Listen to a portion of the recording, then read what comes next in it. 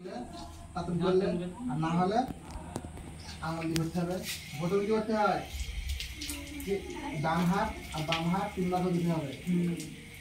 কত এই তাহলে কবজি বানানো ধরলাম তিনবার হলো।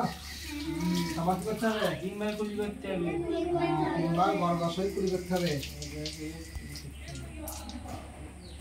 আর আঙুল দিয়ে দাঁতন না থাকলে করতে হবে, আঙুল দিয়ে এরকম করে ঘষতে হবে।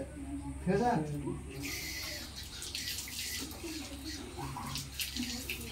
একবার হলো, দুবার হলো,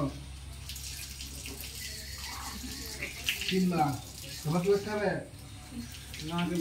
নাকে নরম হাত দিয়ে পর্যন্ত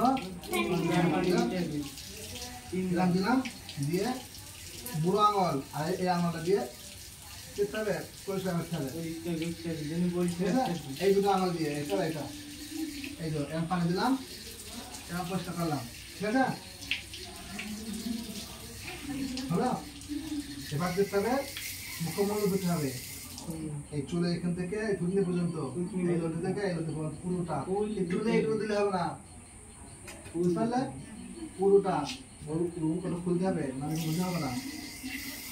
তাহলে দিয়ে একবার হলো, দুবার হলো, তিনবার হলো। এবার ভালো করে দেখতে শুকনো আছে কিনা এরকম করে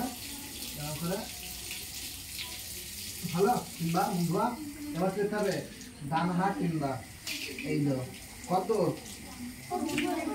কবজি না কুড়ি পর্যন্ত হাতটা দুটো আছে। হ্যাঁ, পুরো উপর হয়, নিচে হলে কিন্তু ওটা হবে না। হ্যাঁ, তাহলে এই তো এত দূর ঘোলাম তিনবার। ডান হাত প্রথমে, বাঁ হাত, এরপর বাঁ হাত, এই তো কোমর পর্যন্ত হচ্ছে। হ্যাঁ,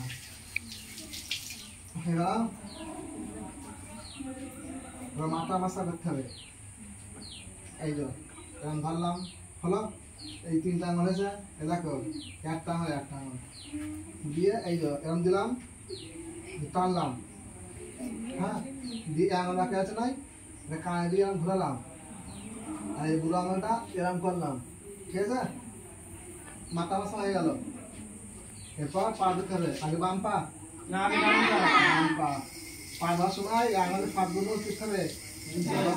হ্যাঁ, এই তো এই আঙুল দিয়ে, আঙুল দিয়ে ওই আঙুল দিয়ে এরকম বাম না থাকে। ঠিক আছে, তিনবার ডান পা দেওয়া হলো, তিনবার। হ্যাঁ দেখো, ক্লিন করতে হবে, ভালো শুকনো থাকবে। আর শুকনো হলে নামাজ হবে না, হবে না। যদি সামান্য হয় শুকনো নামাজ হবে না। ঠিক আছে, তুমি 11 দুটো পা করতে হবে, কলমায় শাহাদাত করতে হবে। এই আমলটা প্রমাণ তুলে আশহাদু আল্লা ইলাহা ইল্লাল্লাহ কিভাবে লেখাটা